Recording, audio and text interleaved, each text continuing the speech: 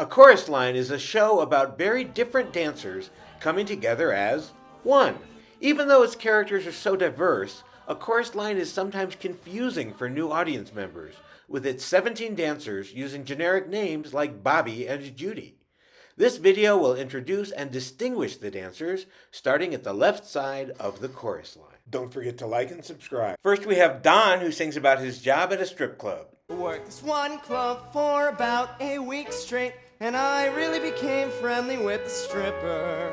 Her name was Lola Lators. And her dynamic twin 44s. Next, Maggie. She sings about her loneliness, how her birth did not save her parents' marriage, and how I danced around the living room with my arms up like this. My fantasy was that it was an Indian chief. she gets perhaps the hardest and most impressive vocal part in the show. At the ballet, at the ballet, at the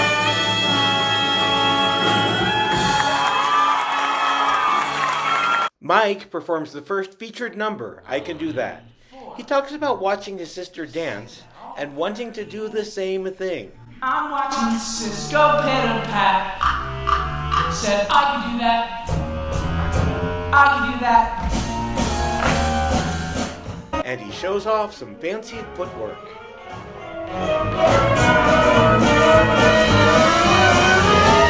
That I can do. I can do that. And Connie. Connie Wong. It's always been Connie Wong. I was born in Chinatown, Lower East Side. Your age? Go on, Miss Wong. December 5th, 4,642. Year of the chicken.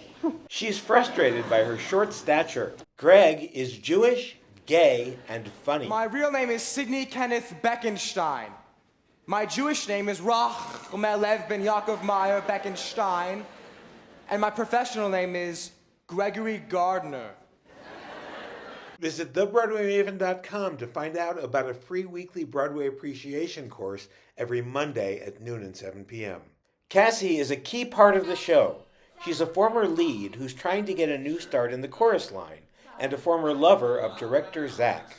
Her dancing in The Music and the Mirror is a highlight of the show.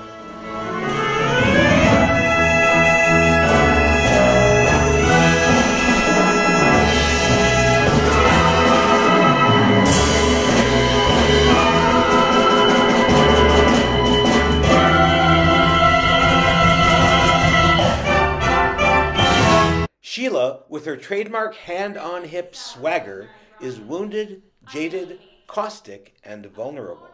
She talks about her parents' fragile marriage and how the ballet helped her escape. Everything is beautiful at the ballet. Graceful men with 12 girls in white. Bobby is a cut-up, probably the funniest character in the show. I kept getting stranger and stranger. I used to go down to the busy intersection near my house at rush hour and direct traffic. I just wanted to see if anyone would notice me. That was when I started breaking into people's houses. Oh, I didn't steal anything. I just rearranged their furniture. Bebe is an eager, inexperienced young dancer who shares her frustration at looking different. Now, different is nice, but it sure isn't pretty. Pretty is what it's about. I never met anyone who was different, who couldn't figure that out. So beautiful, I'd never live to see. Judy is a ditzy character with a small part who can be quite funny. It's Judy Turner. My real name is Lana Turner. No. Richie is a high-spirited athlete. My name is Richie Walters. I'm 27. I was born on a full moon in Herculaneum, Missouri, and I'm black. Al and Kristine Urich DeLuca are a newly married couple. They're very much in love and both great dancers, but they have one challenge. Problem. See, I really couldn't sing. I could never really sing. What I couldn't do was... Sing. I had trouble with the... Note. It goes all around my Throat. It's terrifying. Sing. See, I really couldn't hear which note was lower or was Higher. which is why I disappear if someone someone said, let's start a Choir. Val didn't understand why she was having a hard time getting dance parts until she saw an evaluation of herself. For dance, 10. For looks, 3. Wow! Dance 10, looks 3. So her solution was to buy herself something. A phrase, by the way, that was quite shocking on stage in the 1970s. Tits and dance. Bought myself a fancy pair. Tightened up the derriere. Did the nose with it. All that goes with it. Tits and dance. And the Benkof all goes done. Suddenly I'm getting national tours. Tits and ass.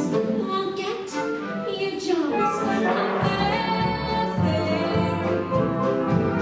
Mark is young and eager. Mark Anthony.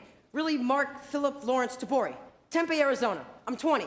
Oh, Jesus. And if I get this show, I'll work real hard. He contributes an important coming-of-age story I didn't. to the I song was just a Hello kid for a 12, while. Hello 13, But then Hello one Love. day, my father, he had this fabulous library in the back of the house. And when I was about 11, I guess, I found this medical textbook. It had pictures of the male and female anatomy. Well, I thought it was pretty interesting. I used to read that book a lot. Paul delivers what I've called Broadway's toughest monologue. awful. His coming out as a gay teenager Just was an awful. important moment for LGBT representation on stage. Finally, I went down to the principal's office and said, I'm a homosexual. Well, it was a Catholic high school, and at the age of 15, you just didn't say that. And just before my parents left, my father turned to the producer and he said, take care of my son.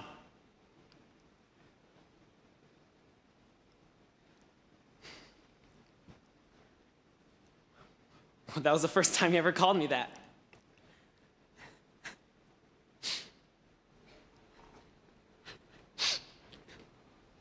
Finally, Deanna, the only character to perform 2 different full numbers. She's a Puerto Rican woman who tells of a frustrating Mr. Carr turns acting to me and he class. says, okay, Morales, what did you feel? And I said, nothing. I'm feeling nothing. And he says nothing could get a girl transferred.